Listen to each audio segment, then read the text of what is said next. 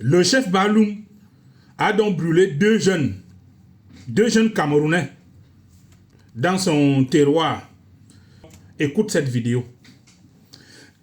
Donc si je comprends bien, dans ce Cameroun-là, surtout dans ces chefferies de l'Ouest, cette pratique est monnaie courante. Cette pratique existe depuis. C'est juste que les vidéos ne fuitaient pas, il n'y avait pas de vidéos. C'est-à-dire que ce chef n'est pas le cas unique. Cela est une pratique courante dans leur concession, dans leur chefferie. Ils sont des dieux, ils sont des seigneurs dans leur chefferie là-bas. Et toute la population, toutes les populations, les vis-à-vis sont au courant. Et ils sont tenus au secret, entre guillemets, de la sacralité de la chefferie. C'est ce que ça veut dire. Là, j'ai parlé avec certains ressortissants de l'Ouest. J'ai entendu certaines choses et là, je suis encore tombé sur ce commentaire. Et là, j'ai compris. Donc, en fait, si un Bamileke, c'est parce qu'il faut le dire, les ressortissants de l'Ouest venaient d'apprendre le pouvoir au Cameroun, le Cameroun serait transformé en chefferie royale et ces pratiques devraient même se répandre. Parce que ce sont des pratiques, je dirais, des terrorismes. Ça veut dire que les chefs, dans leur secteur, ont le pouvoir de vie et de mort sur leur vis-à-vis. Les chefs en royaume Bamileke ont des pouvoirs. Donc il ne faudrait pas seulement enquêter sur ces chefs de Baloum. Il faudrait étendre cette enquête dans toutes les chefferies. Et vous allez entendre, auditionner des gens. Il y a des fusées là-bas, allez les chercher. Vous allez entendre des choses. Alors, si un Bamileke prend le pouvoir au Cameroun, ne soyez pas étonnés que le Cameroun se transforme en chefferie. Et en chefferie, et ces pratiques seront légalisées, officielles. Ils arrachent les terres aux populations. Et puis, ces populations sont obligées de vivre comme des nomades, de quitter leur région, d'aller chercher des terres ailleurs. Ben sinon, si tu dénonces, si tu te défends, si tu défends ta terre, tu passes à la chefferie et tu finis comme Steve. Oui, tu passes à la chefferie et tu finis comme Steve. C'est ce que ça veut dire. Ils sont capables de prendre ta femme. Si tu amènes une femme, une belle femme, par exemple, tu es parti quelque part, tu as ramené une belle femme, très jolie, bien formée là.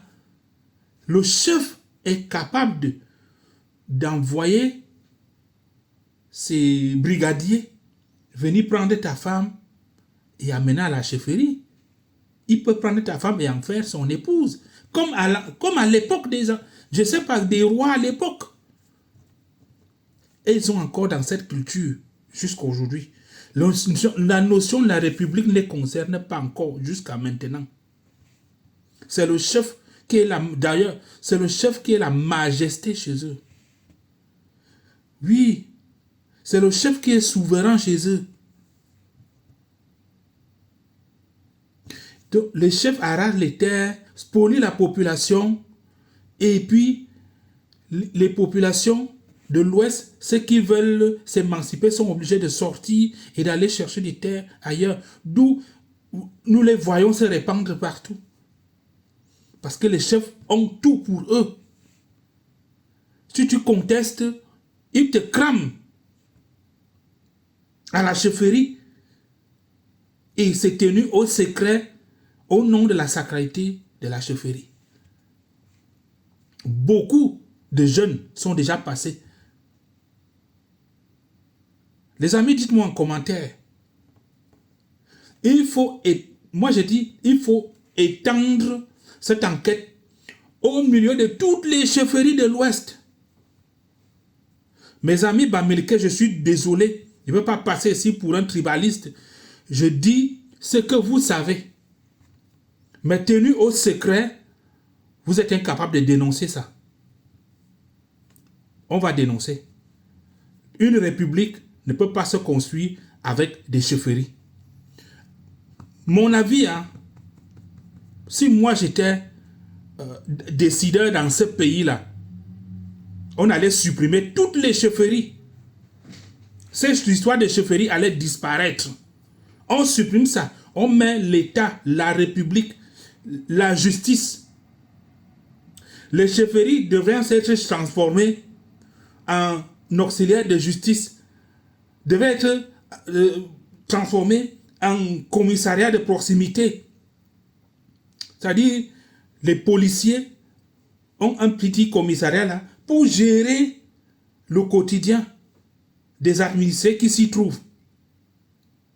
Dès il y a un grand commissariat central, on te prend là, on te garde d'abord dans ce petit commissariat et puis tu es transféré vers le commissariat central.